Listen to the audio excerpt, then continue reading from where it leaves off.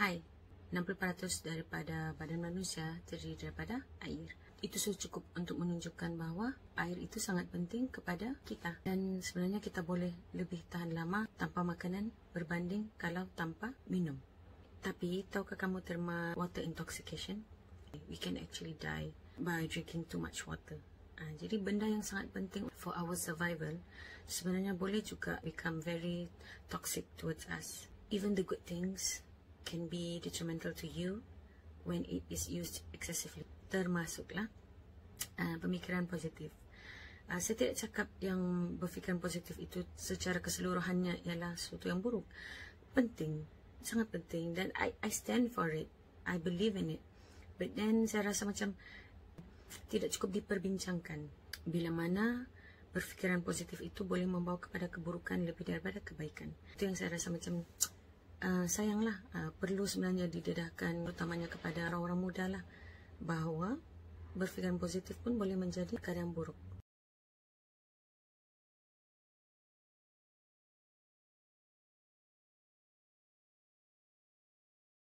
If we scroll down Pinterest kah, Instagram kah, and then we see this motivational posters yang saya rasa boleh menyesatkan lah, terutamanya kepada orang-orang muda atau pelajar murid yang sedikit naif, tidak cukup mature. Sebab contohlah macam you can be anything you want, you can do whatever you set your mind to. Kalau kita berfikir secara matang, that is only half of the truth of the world, of life. Hanya separuh daripada kebenaran. Dia ada but, tapi you can be whatever you want, but macam tu. Lagi satu ialah poster-poster yang moto-moto yang terlebih positif ini terlalu fokus kepada kemampuan diri saja. Tidak ada benda lain. Jadi in a way dia membawa kepada fake hope, harapan palsu bahawa I can do this, I'm always positive, begitu kan. Mereka tidak bersedia untuk realiti hidup yang hidup ini memang ada kesusahan dan kesenangan. Memanglah semua orang tahu fakta ada senang ada susah. Tapi bila kita disuap dengan too much positivity and too much emphasis on individual ability, macam kalau kau mau, kau boleh buat sebenarnya, dia akan membawa kepada lebih banyak kekecewaan. Berbanding daripada kalau kita memang terus bagi tahu yang sometimes you can't be whatever you want, sometimes you should give up. Macam tu, macam we should expose everyone to both sides, both truths of the world, supaya kita boleh cari jalan di tengah-tengahnya. Kita harus realistik lah. Apabila kita berfikiran positif kah, kita bagi advice kah, we always have to find the middle way. Know the buts of those posters.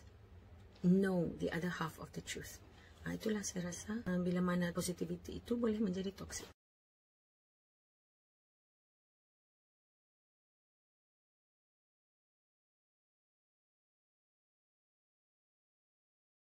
Lagi satu, macam mana positive mindset ini boleh membawa kepada keburukan lebih daripada kebaikan apabila dia membawa kepada tiada penambahbaikan. Saya nampak sendirilah majoriti pelajar-pelajar saya, bila diorang terlalu berfikiran positif macam kalau diorang gagal pun, well, that's aku okay, aku santai, itulah kemampuan aku yang sebenar. Mereka menjadi terlalu selesa. Okay, they avoid challenges. They don't want to feel even a little bit uncomfortable. Diorang tidak mau keluar daripada comfort zone diorang. So diorang they associate difficulties with negative mindset. Itu membawa kepada tiada penambahbaikan lah. No improvement at all. Which is sad. That is what I've been observing for the past 10 years. Kesian lah, sayang.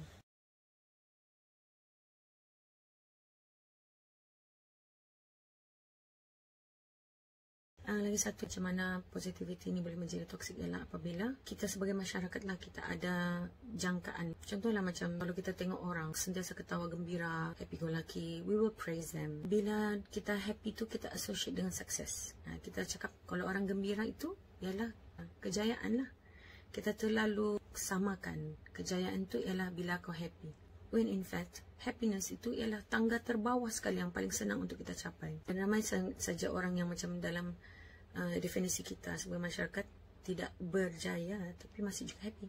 When we associate happiness and happy-go-lucky attitude ini kepada positif begitu kan, there comes this understanding that we should remove all toxic people. Asal dia ada negativity sikit, kita distance ourselves from them. Ataupun lagi terus kasih pulau dia. What is the positive aspect of that? Simple ni kan, jadinya macam kau lebih negatif daripada orang-orang yang macam so-called negative begitu. On the flip side, kita associate sadness kepada kelemahan, kurang iman, kebodohan, juga tidak bersyukur kononnya. Bila kita label negative emotion kononnya kepada semua ni, lebih ramai orang yang akan pendam perasaan. That kalau kita pendam perasaan sebenarnya, you are more prone to depression and anxiety disorder. Jadi macam, are you contributing to that actually? Bila kau asyik-asyik mau cakap positif lah, sedangkan kau lah orang yang membawa kepada negatif.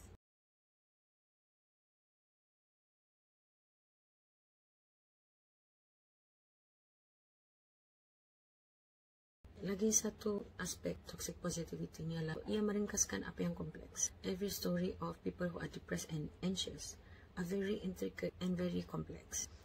Even kalau people who are depressed and anxious go to therapy, it might take years, mengambil masa bertahun-tahun untuk tahu macam mana dan selesaikan masalah itu. Sebab mungkin diorang ni sudah melalui pendaraan bertahun-tahun dan diorang pendam. Jadi trauma tu sudah tertanam terlalu dalam untuk kita macam terus say that if you are positive, everything can be okay. Even eventually lah. No, it's not that simple. Dia memerlukan banyak perkara sebenarnya. Bantuan masyarakat, sistem sokongan dari segi keluarga dan kawan-kawan, dan juga kadang-kadang ubat. Sebab ada orang yang macam perfect, sudah hidup diorang bukanlah perfect. As in macam, diorang tidak ada sangat masalah. Diorang ada kerja, diorang ada keluarga yang baik, diorang ada spouses yang bagus, tapi masih lagi sakit. Jadi mungkin pada masa tu diorang perlukan ubat. Tapi bila orang menganggap bahawa kalau kau berfikiran positif kau akan sihat sampai menolak ubat, itu akan membuatkan lagi susah untuk pesakit-pesakit ambil ubat. Sedangkan ubat itulah yang boleh bantu diorang as their first step. Who knows kan? Lagi satu, we know that childhood trauma will affect development of the brain. Dia akan memberi kesan kepada perkembangan otak. Bila sudah otak dia berubah sebab childhood trauma tu, everything else in the body semua sudah berubah, tidak sama seperti orang normal. Hormon dia, some mental disorders are genetically passed down. Jadi kita tidak tahu sebenarnya, benda tu sangat kompleks dan kita tak boleh terus make a blanket statement yang macam kalau kau berfikiran positif, you will eventually cure yourself. It's not that easy.